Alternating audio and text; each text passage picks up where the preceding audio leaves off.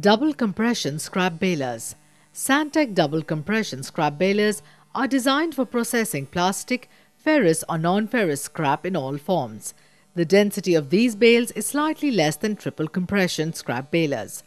These are highly suitable for non-ferrous scrap materials, that is, copper, aluminium, etc. The final bale is very convenient to the transportation and recycling becomes economical. The baling press adopts the electro-hydraulic drive.